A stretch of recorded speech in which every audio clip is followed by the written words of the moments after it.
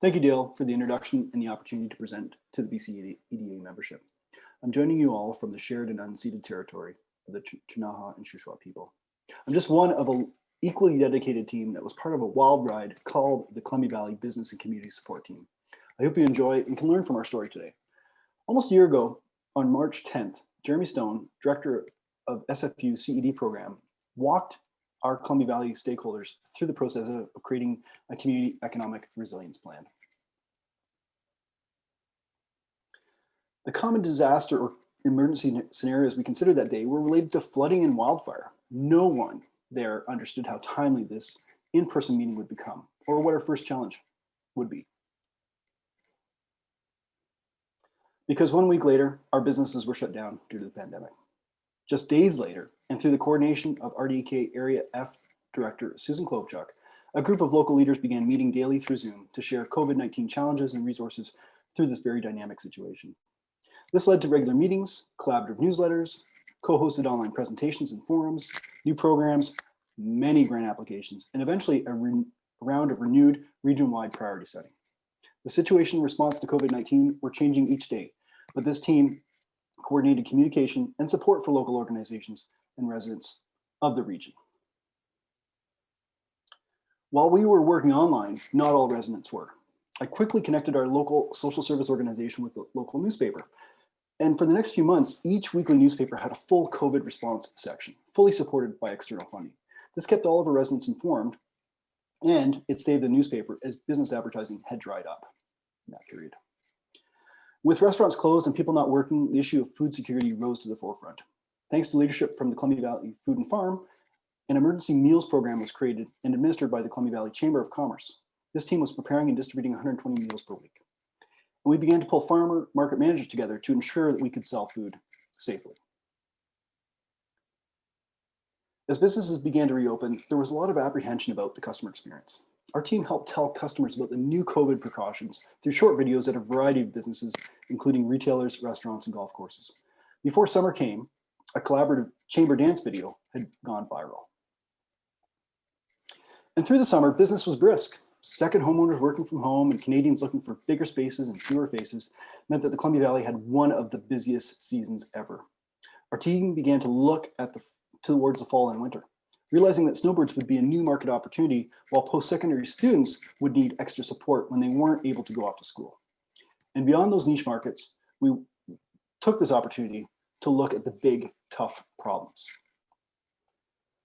So we got together with our larger Columbia Valley working group to hear what they were up to and figure out what was important for our future, but was too big to be addressed by any one organization.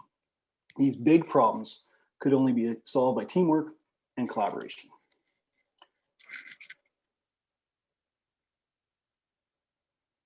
We realized the biggest opportunities for the Columbia Valley after the pandemic were the same challenges we had been struggling with before the pandemic. So we got real serious about these big three: advanced broadband, housing affordability, and transportation access. But then, as we put our noses down to dig deep on those three issues, squirrel, or should I say syrup, came along. The offer of 100% funding for up to $1 million sent every group in our community scurrying. We endeavored to bring local discussions back to our big three priorities, but it wasn't easy. And the Leviathan Columbia Basin Trust updated the strategic priorities, and we all adjusted our focus in the lexicon again. Luckily, they had been carefully listing and integrated high-speed connectivity and housing specifically into their plans. Meanwhile, our long-awaited destination development plan was approved by DVC in late May 2020, at a time when no one was really paying attention to tourism planning issues. The plan was good in 2018, but the release during the height of the pandemic didn't help us action it. To achieve the tourism industry's larger goals, tourism stakeholders identified these 7 main themes, 3 of which could be aligned with our team's strategic priorities: access, which would include our priority of transportation; business climate, which includes broadband improvements; community sustainability, which includes housing affordability for our workers; and collaboration. Mapping out this flurry of community project applications over our big 3 priorities just showed how divergent all of our communities and organizations were. We all had separate priorities and projects. It was up to our team to start creating alignment so we could all be successful.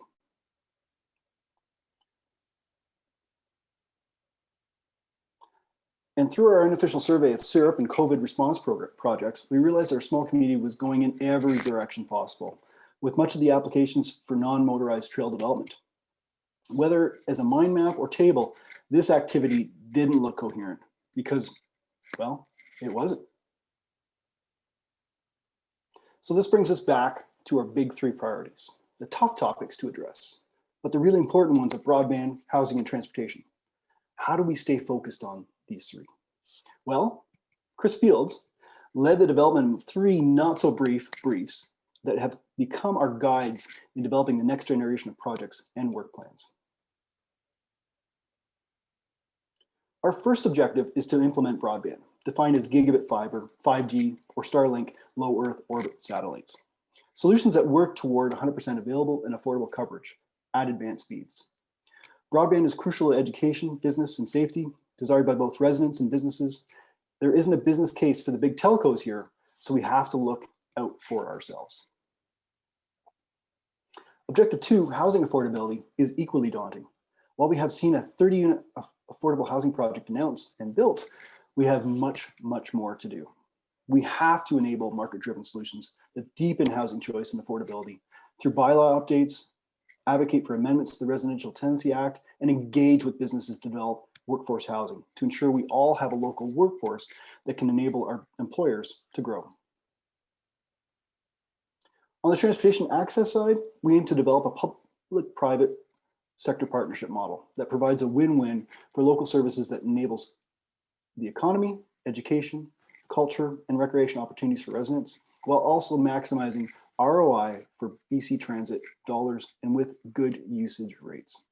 And Invermere and Shuswap will also need support in executing their new $19 million joint active transportation network plan. So that's how we use this once-in-a-lifetime opportunity to look outward and inward and build trust in the Columbia Valley. I'm sure you all learned about yourself, your space, and your community in 2020.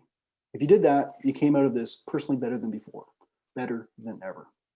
I'd like to thank Susan, Chris, Jessica, Pete, Apurva, Eden, Sean, Jerry, Pat, Linda, and many more for their commitment to each other and to our community.